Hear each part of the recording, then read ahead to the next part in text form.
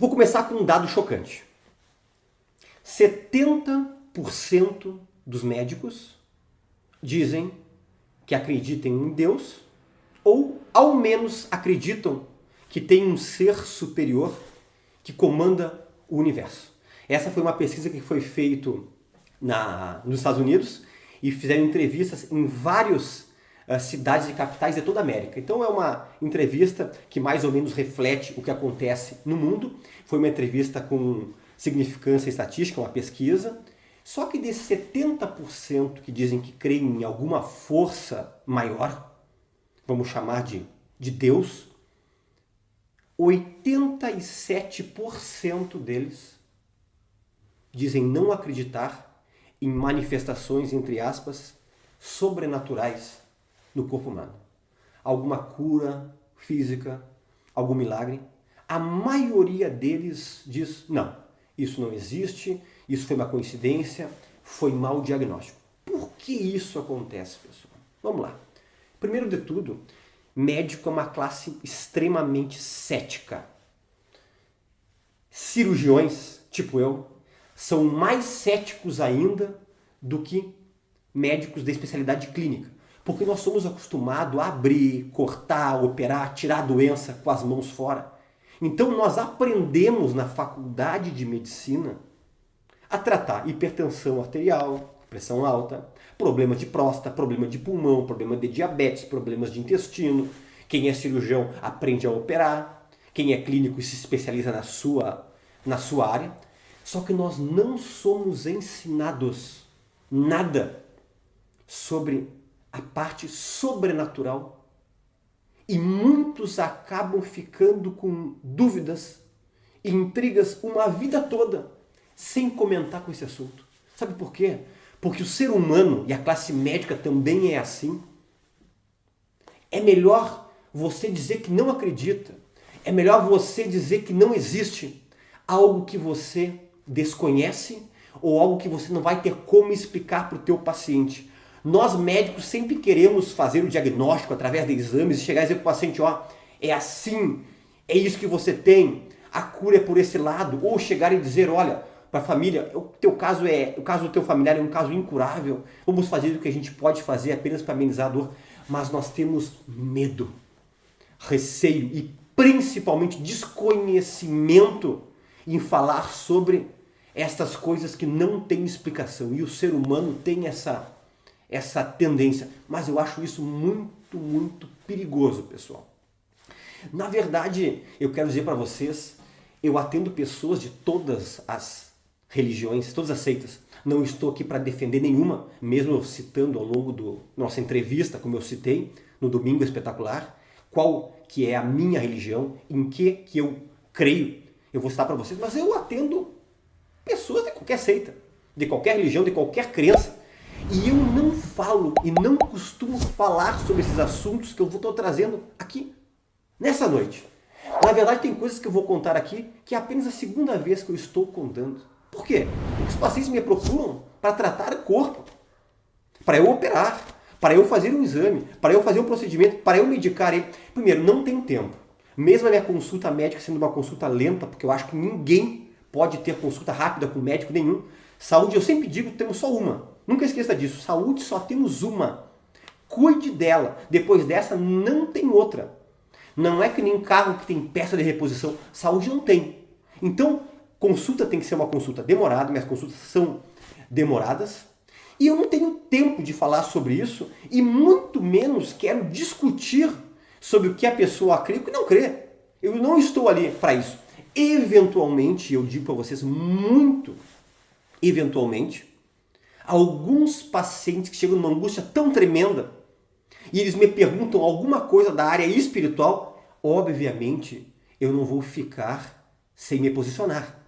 Alguns pacientes que já chegam e dizem, doutor, olha, eu preciso que o senhor me diga a sua opinião sobre esse assunto, alguma coisa que nós não aprendemos com a medicina.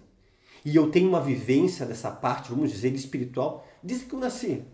Então eu tive um ensinamento muito grande da minha família, dos meus avós, que nos levaram a entender que essa parte que nós não compreendemos, talvez ela seja muito mais real, a parte espiritual, do que a própria parte física.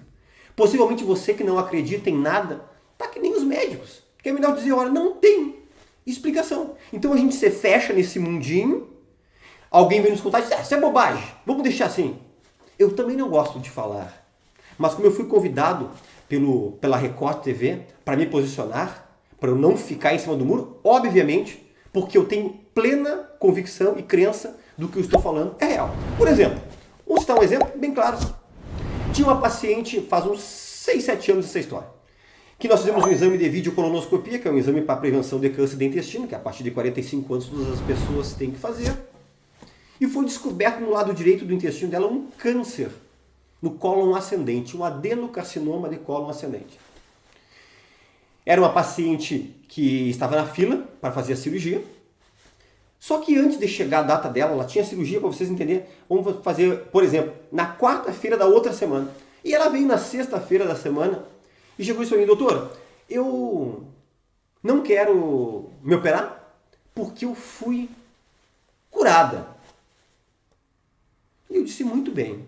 Só que para nós podermos crer na sua cura, porque a senhora tem uma biópsia mostrando que tem um adenocarcinoma.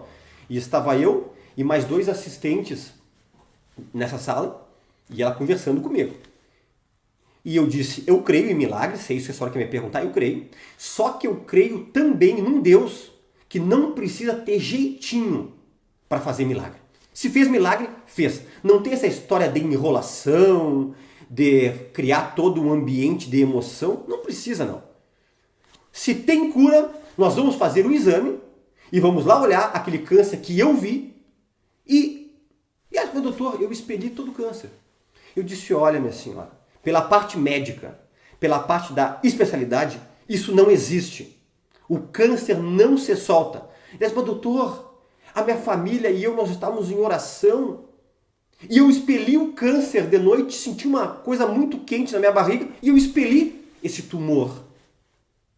E eu disse, muito bem, vamos fazer o exame.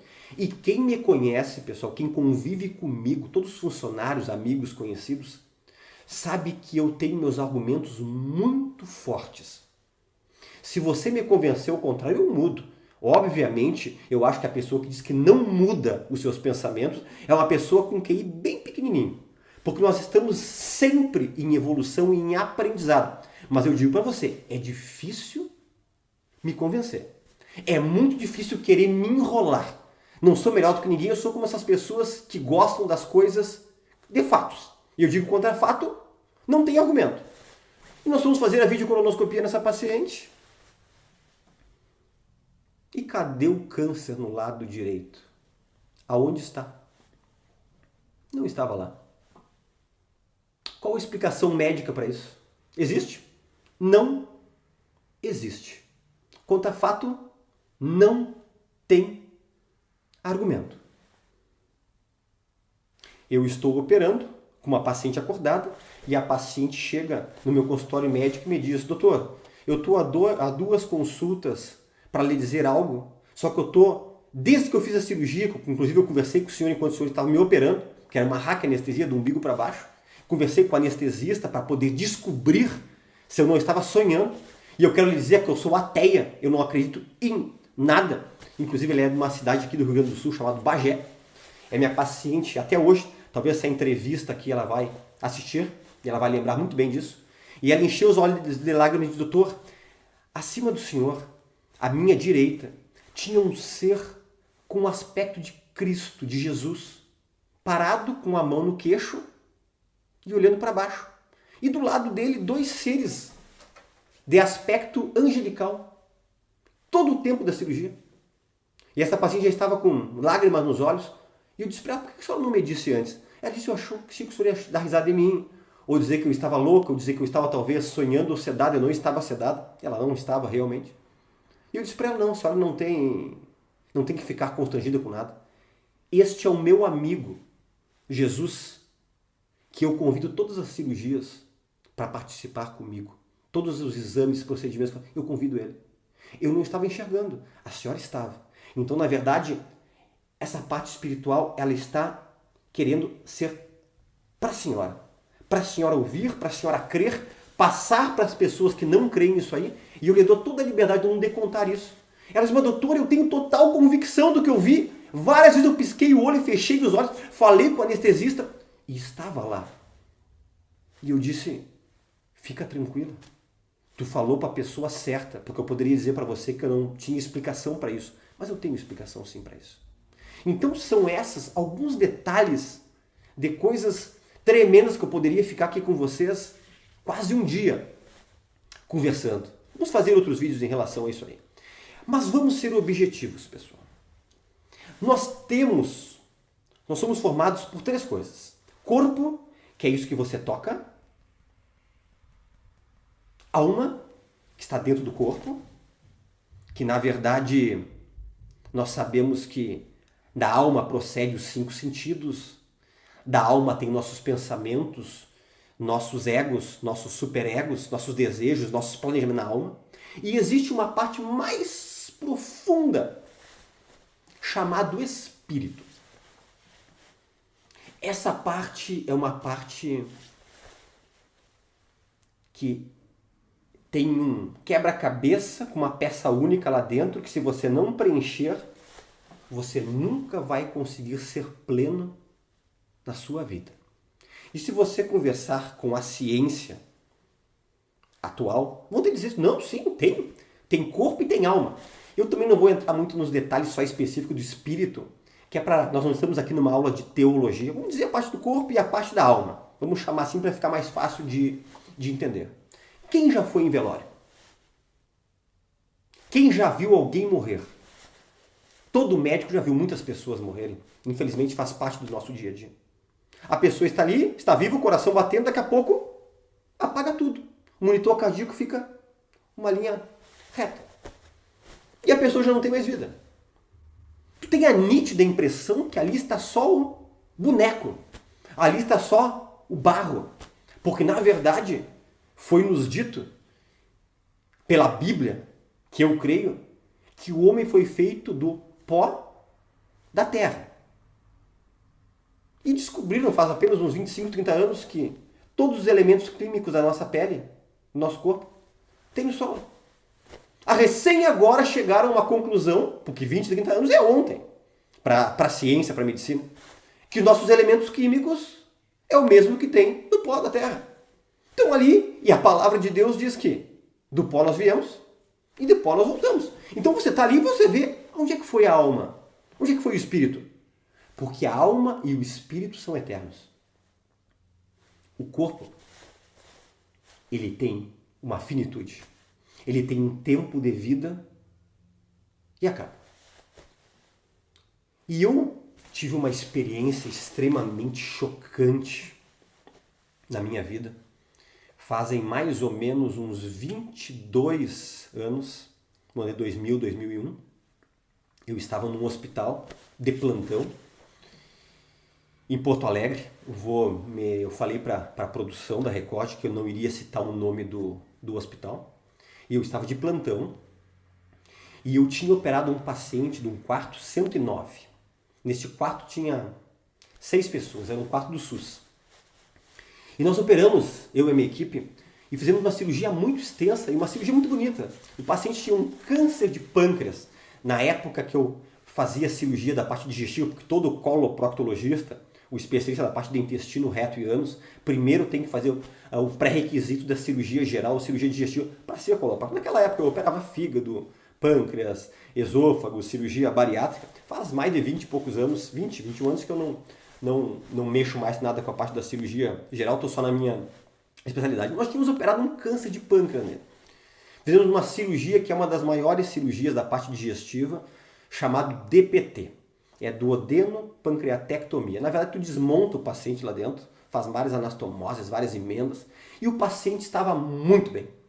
A ponto de que eu cheguei na véspera desse acontecido e eu disse para a família assim, tal dia, no outro dia, o fulano de tal vai ter alta, podem vir buscar ele.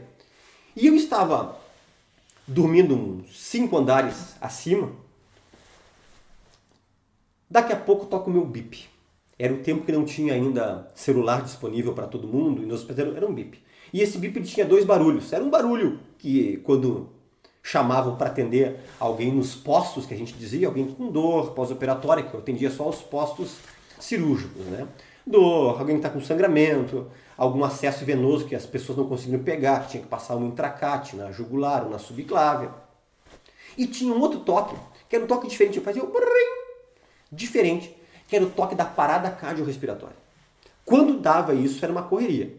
E eles sempre avisavam o pessoal da cirurgia, que nesse dia era eu, e o pessoal da clínica médica, da medicina interna, os clínicos. E sempre era uma correria. Quem chegava primeiro, ou o pessoal da cirurgia, ou da clínica, é o que ia assumir a ressuscitação do paciente. É o que ia entubar, que é o que ia dizer que medicamentos fazer, faz atropina, faz adrenalina. Obviamente que os outros colegas ficavam também no quarto ali, tem que ajudar na massagem cardíaca. Tinha o pessoal da enfermagem, a enfermeira-chefe. A gente chegou correndo lá e nós fomos os primeiros a chegar. Já estava o pessoal da enfermagem do posto ali, que foram os que me chamaram. Entubamos o paciente, eu assumi essa parada cardiorrespiratória. E nessa descida, que eu desci pelas escadas para ser mais rápido, eu li no BIP que era o quarto 109. E eu fui pensando comigo, tomara que não seja o meu paciente que estava tão bem. Quando eu entro no quarto, cansado, esbaforido, quem é que tinha tido a parada cardiorrespiratória? O meu paciente, que estava tão bem. Eu entrei em um desespero no sentido de tristeza interna, obviamente não expressei na hora ali. Começamos a reanimação do paciente e em qualquer lugar do mundo tem uma regra. Se em 30 minutos o paciente não retorna, não é ressuscitado, você para de massagem, para de dar o oxigênio, que a gente fica no ambu apertando, para de fazer as medicações. Chegamos em 30 minutos e nada, me avisaram, doutor Lemos, que é como me chamavam nesse hospital, bateu os 30 minutos. Eu disse, pessoal, vamos mais um pouquinho. Eu estava com tanta ânsia de fazer com que aquele paciente se reanimasse. Chegamos perto de 45, 50 minutos, para não ser tão preciso, nada no meu paciente. Aí eu disse, pessoal, muito obrigado pela ajuda de todos. Infelizmente, não tivemos sucesso. E cada um volta para os seus quartos para dormir. Era 13h30, quase 4 horas da madrugada. E para nossa surpresa, quando eu disse isso e paramos com ele, aquele homem começou a se mexer, de uma forma muito estranha. E para piorar a situação, algo que é de cinema, de filme, a luz do quarto ficou numa meia fase. Parecia literalmente um filme de terror, sendo presenciado por muitas pessoas. Resumo da obra. Todo mundo saiu do quarto correndo. Os pacientes que estavam nos seus leitos com o seu soro, saíram com o soro. E eu fiquei lá com aquele paciente se mexendo, fazendo uns grunhidos, uns barulhos horríveis. E nós, como eu expliquei para vocês, médicos, sempre temos explicações para dar. Existe uma coisa chamada mioclonias, que são os movimentos totalmente involuntários, que às vezes os pacientes depois que morrem têm, mas geralmente nos primeiros 5 minutos, 10 minutinhos de uma reanimação e os pacientes parou e não teve reanimação, ele pode ter uns movimentos que a gente gosta de explicar, não, isso é uma mioclonia, isso é, fica calma pessoal. Ele está morto, mas está com a pupila dilatada, como era o caso desse meu paciente, midríase bilateral, estava com o monitor cardíaco totalmente sem oxigenação, em nada, sem pulso, estava morto. Só que ele começou a se mexer de uma maneira diferente. Uma maneira assim que ele se contorcia os pés, se contorcia as mãos, tu vê, ele não está morto. E esse homem se mexendo, tinha alguns colegas que ficaram na porta do lado de fora lá, muitas pessoas presenciaram isso, mas quem ficou ali com ele, porque era comigo essa experiência, para talvez um dia eu contar para algumas pessoas, como talvez eu estou dando aqui nessa entrevista, e é um assunto que eu vou dizer para vocês, é um assunto que eu não gosto muito de falar, é um assunto que sempre ficou a 7 chaves. Quem presenciou, ficou por isso mesmo. E aquele homem está fazendo uns barulhos assim, ó, de dor, de insatisfação. E num momento eu olhei para uma janela, a cama dele ficava encostada com uma janela. Um lado ficava na janela, o outro ficava na parede, era bem no canto. Era o quarto, era a cama bem lá do fundo. Eu vi literalmente, vindo de fora da janela, uma sombra escura e claramente tinha como se fosse alguns seres se movimentando dentro dessa sombra. Foram até esse meu paciente. Quando eu vi aquilo saindo dele novamente, aquele corpo ficou estagnado e morto, o boneco ficou parado. E ele deu como se fosse um último grunhido, grito, não sei. Só que com um pavor tremendo. Assim, ó, triste do que estava acontecendo. Era essa explicação que eu posso passar para vocês aqui. E saiu esse vulto escuro pela janela novamente e aquele homem ficou como morto, como ele deveria ter ficado, porque ele não foi reanimado. Morreu. Mas claramente, a alma e o seu espírito, vamos dizer a alma, foram para um local que ele não queria ir. Eu consegui entender completamente isto. Ele estava insatisfeito para onde ia ir. É um local de sofrimento. Amigos que estão nos assistindo aqui, na verdade, existe sim coisas após a morte. Existe sim uma eternidade que todos vamos nos deparar. Tem um livro chamado Uma Vida com Propósitos. Muitas pessoas já leram. E no início do livro ele faz uma ilustração em relação à vida eterna que nós temos, a eternidade que não acaba nunca mais.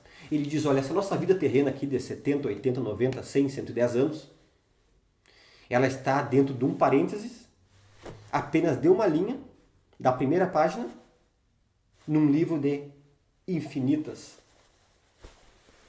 páginas. Só que a decisão para onde nós queremos conduzir a nossa alma, a decisão é feita aqui em vida. E essa experiência que eu passei foi para me dar mais convicção ainda de que nós temos que ter uma vida íntegra, uma vida com fé e uma vida com a crença na pessoa, no ser certo. E na verdade, quantas pessoas que estão aqui me assistindo nessa entrevista não têm um vazio tão grande na sua vida? Por que a gente fala que tem a síndrome dos 27, 28 anos? Que muitos artistas se matam? Vocês nunca pensaram nisso? O vocalista da banda de rock Nirvana, Amy Winehouse, quanta gente poderia falar aqui assim? Que acabam se tirando sua vida? Não tem dinheiro, não tem fama, não tem sexo, não tem festas, não tem mulheres? Tem. Só que estas coisas satisfazem o corpo. A parte interna, essa parte do espírito, ela não é satisfeita com nada. Por isso que tem pessoas que não saem nunca de depressão, pessoas que não saem nunca da ansiedade, pessoas que não saem nunca daquela situação de tristeza, de que diz, olha, eu chego em casa, eu tenho uma sensação ruim dentro de mim. E isso aí, na verdade, é um vazio que você não está sabendo preencher. E se você não entender isto, você vai passar a vida toda procurando. E eu estou passando aqui para vocês o que de melhor eu tenho. Cheguei hoje de 8 procedimentos do bloco cirúrgico. Estou aqui, estou gravando esse vídeo, porque eu quero que vocês escutem isso da boca de alguém que sabe o que está falando. Alguém que presenciou. Eu contei só essas poucas experiências, tem tantas e tantas outras experiências semelhantes e impactantes em relação a esse assunto aqui. O famoso escritor russo, obviamente já morto, Dostoiévski, No final da sua vida ele falou uma coisa muito interessante que eu sempre que eu posso eu digo, e repito, todo homem e toda mulher tem um vazio dentro de si do tamanho certinho de Deus.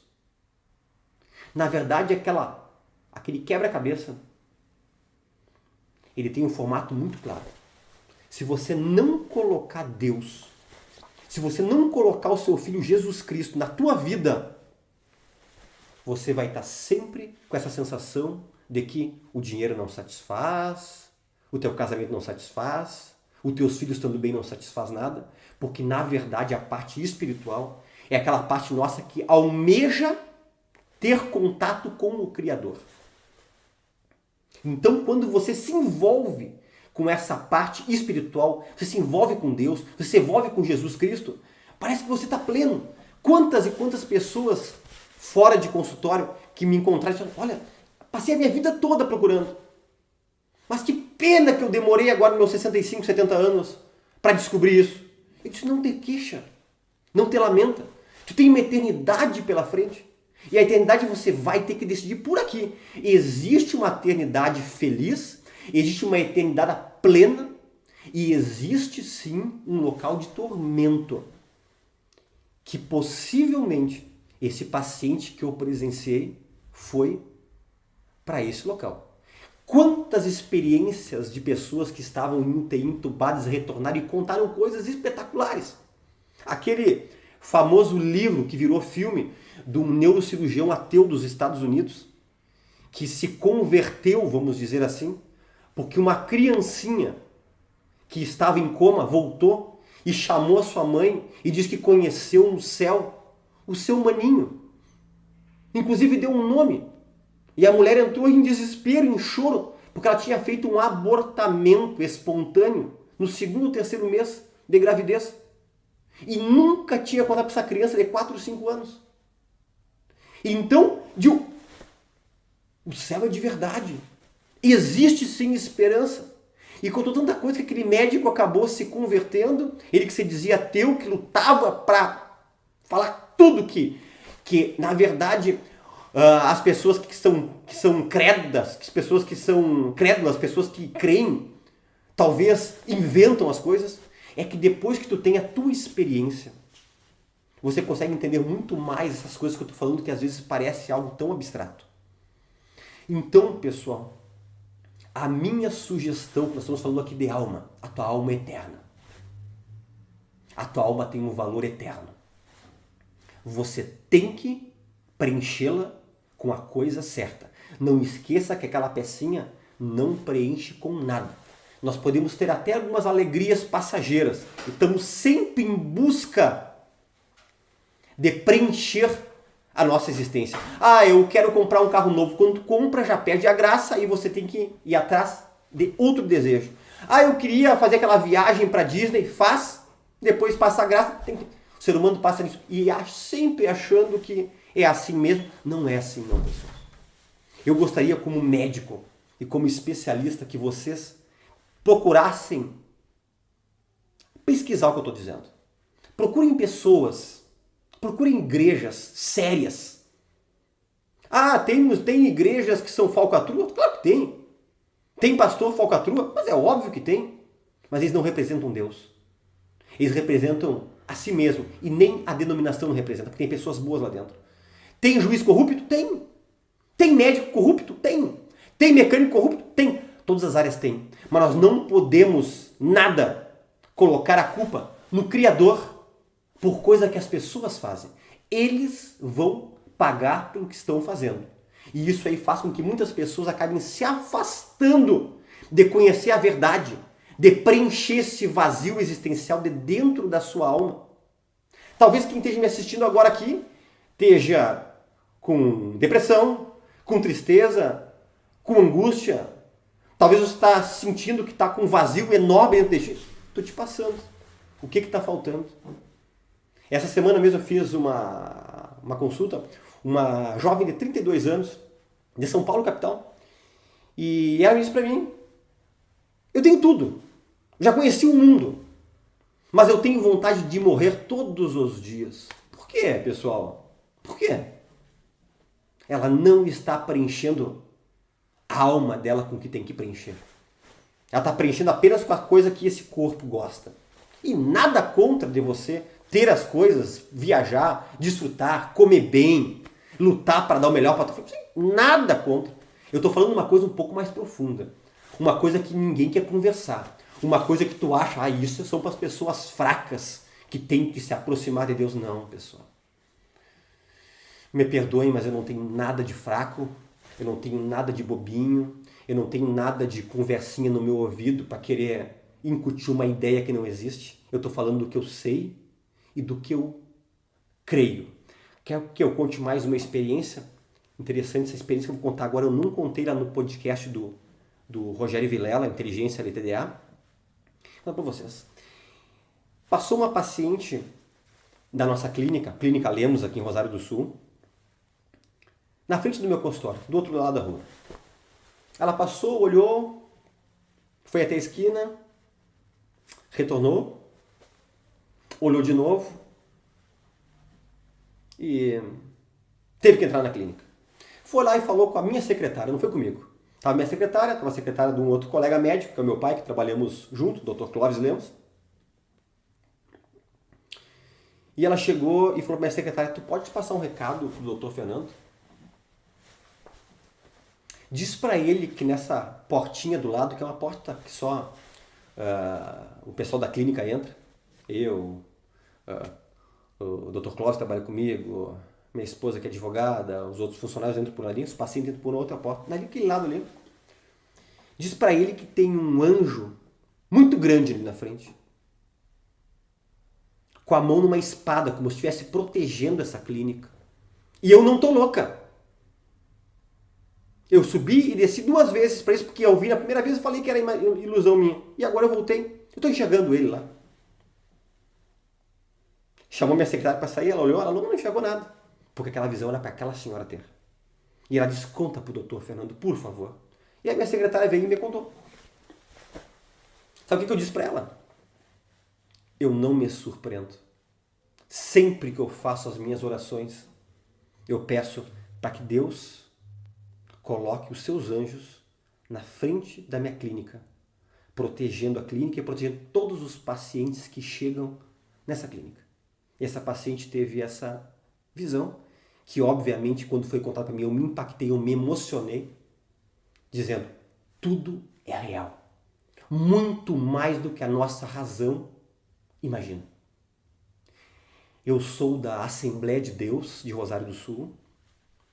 Desde que eu nasci, eu me criei nesta igreja. O Salvador da minha vida é o Filho de Deus, Jesus Cristo, que eu creio que é o único Salvador. Eu creio na Bíblia Sagrada como a palavra de Deus. Eu creio piamente que quando Deus criou Adão e Eva, Ele criou para serem eternos, e foi para isso que Deus criou. Só que quando eles pecaram, Deus fez no jardim apenas um desafio para eles. Pode comer de todas as árvores, mas não come daquela. Apenas para poder ver da obediência, porque as coisas com Deus nada é forçado. E justamente eles erraram naquilo. Por isso que depois que foram expulsos deste jardim, que entrou todas essas mazelas que nós vivemos hoje em dia. Tudo. E a gente coloca a culpa sempre em Deus, né? É a culpa do pecado, nós carregamos isso. E na verdade, nós temos que descobrir logo o que nós temos que fazer para preencher essa vida que passa muito rápido. Eu operei uma jovem ontem de 21 anos, quase morreu, com um abscesso na coluna, pegando a parte do reto. Quase morreu. O que seria da alma dela? Eu fiquei pensando, eu penso seguidamente isso. Será que ela tem esse conhecimento? Será que não faltou alguém chegar e contar isso para ela?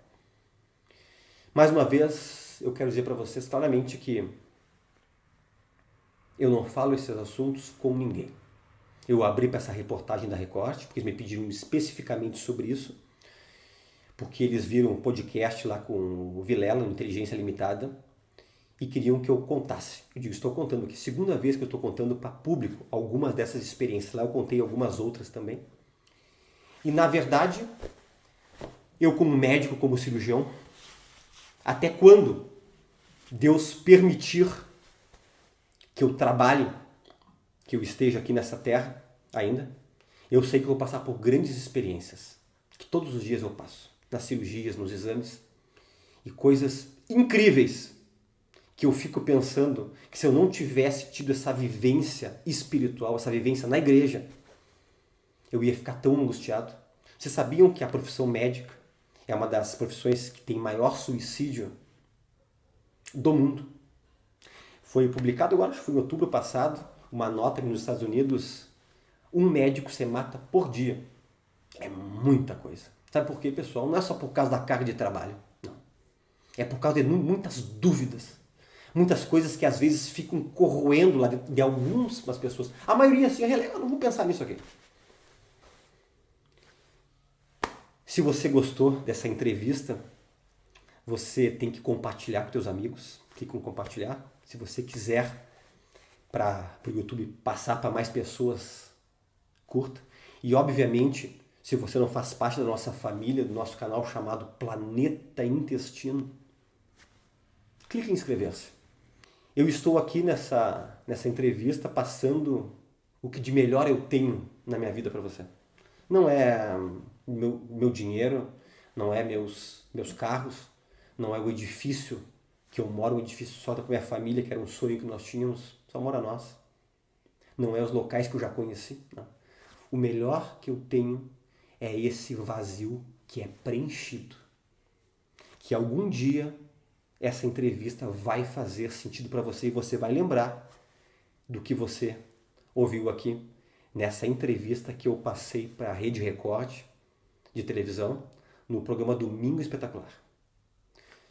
Um abraço a todos, fiquem com Deus e não tenha pré-conceitos, ou seja, conceitos formados e firmados sobre alguma coisa que às vezes você está perdendo uma oportunidade de subir um degrau na tua existência física e espiritual apenas por dizer isso não existe, isso é bobagem, isso é coisa da mera ilusão de pessoas com cabeça fraca e com QI pequeno. Eu te garanto que não. Abraço a todos.